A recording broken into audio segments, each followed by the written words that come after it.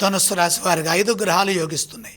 ప్రధానంగా సప్తమంలో గురువు, తృతీయంలో రాహువు, మిగతా 3 గ్రహాలు రవి, చంద్ర, బుధులు షష్ఠ స్థానంలో ఉన్నారు.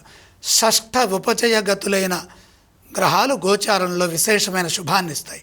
అద్భుతమైన శుభకాలం కొనసాగుతుంది. ఏ పని ప్రారంభించినా అందులో త్వరగా విజయం లభిస్తుంది. మీరు మీ నిర్ణయాలకు తగ్గట్టుగా ప్రణాళికలు సిద్ధం చేసి లక్ష్యాలను పూర్తి చేయడం చాలా మంచిది.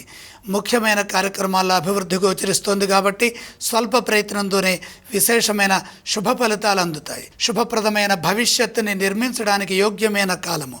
ఉద్యోగంలో గౌరవం పెరుగుతుంది, గుర్తింపు ఉంటుంది, శ్రమకు తగిన ప్రతిఫలం లభిస్తుంది.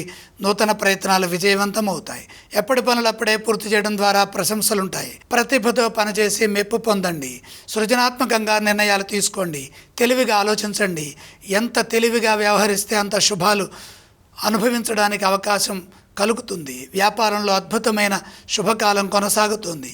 ఇతరులపై ఎక్కువగా ఆధారపడకుండా సమయస్ఫూర్తిని ప్రదర్శిస్తూ ముందుకు సాగండి. అభీష్ట సిద్ధి కలుగుతుంది.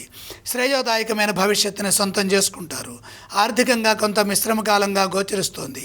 సమయోచితంగా ఖర్చు చేయడం మంచిది.